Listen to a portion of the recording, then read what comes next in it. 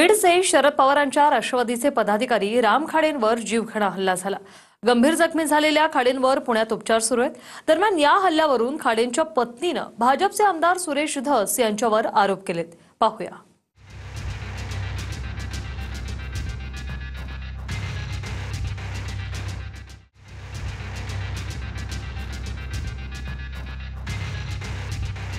बीडमध्ये शरद पवारांच्या राष्ट्रवादीचे पदाधिकारी राम खाडेंवर जीवघेणा हल्ला झाला आणि खाडेंच्या पत्नीने भाजपचे आमदार सुरेश धसांवर आरोप केला।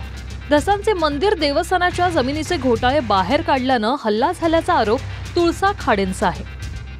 हे असेच घोटाळे बाहेर काढत आहेत, काही कुणाचे जमिनीचे त्याचे देवस्थानचे ते काढले। ते पहिल्यापासून 4 वेळेस हल्ला केलेला आहे, त्याच्यापासूनच हल्ला घडून आणतात ना। मग घोटाळे बाहेर काढले की हल्ला घडून आणतात। ही जमिनीचे देवस्थानचे घोटाळे कोणाच्या विरोधात? सुरेश धसच्या विरोधातले घोटाळे बाहेर।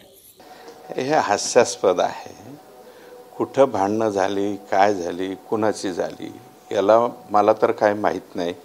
मला सकाळी त्या ठिकाणी कळालं। तुम्ही SIT लावा, आणखी कोणती चौकशी लावायची ती लावा, परंतु बिनबुडाचे आरोप काही करू नका। हे विनाकारण कोणाचे नावं घ्यायचे, कोणाच्या इज्जतीचा पंचनामा करायचा, हे जरा कुठंतरी थांबलं पाहिजे असं माझं मत आहे। राम खाडे आपल्या सहकाऱ्यांसोबत अहिल्यानगरहून बीडकडे जात होते। मांदळी गावातील एका हॉटेलमध्ये जेवणासाठी थांबले।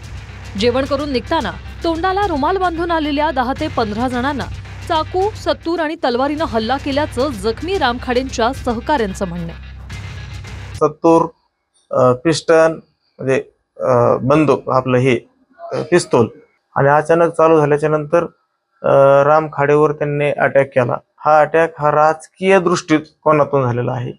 ह्याच्यातून काय आमची कोणाबरोबर दुश्मन की नाही। आम्ही मागल्या काळामध्ये फार मोठे भ्रष्टाचार, फार मोठं चुकीचे काम उकरून काढल्यामुळं हा आमचा अटॅक झालेला आहे। आणि हा हल्ला ज्यांनी केलाय ते काय आमचे माणसं ओळखीचे नाहीत, पण हे करून घेण्यात आलेला हल्ला आहे।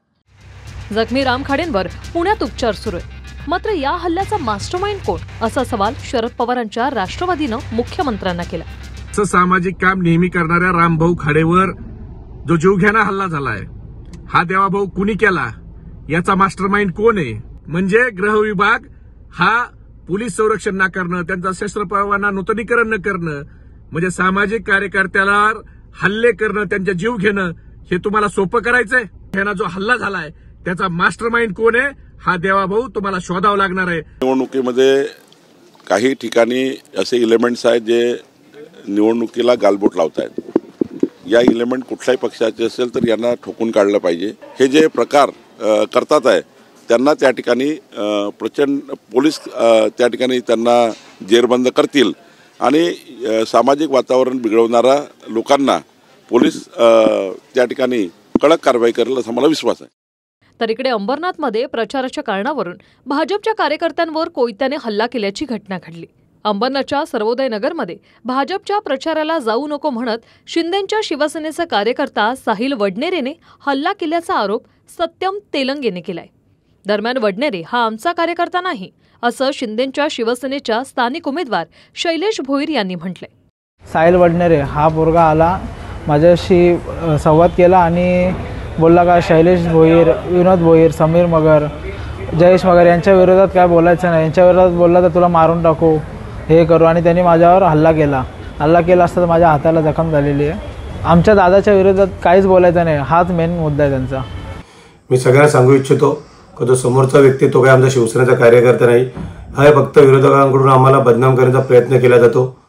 नगरपालिकेच्या निवडणुकीत बऱ्याच ठिकाणी भाजप आणि शिंदेंच्या शिवसेनेतच थेट सामना आहे। मात्र प्रचारातील शाब्दिक लढाई मुद्द्यावरून गुद्द्यावर येताना दिसते।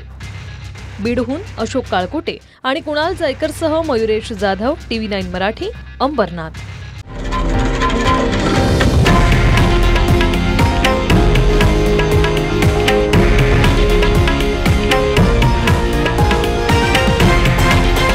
हे आहे देशातील नंबर 1 न्यूज नेटवर्क आणि आपण पाहत आहात TV9 मराठी, एकमेव।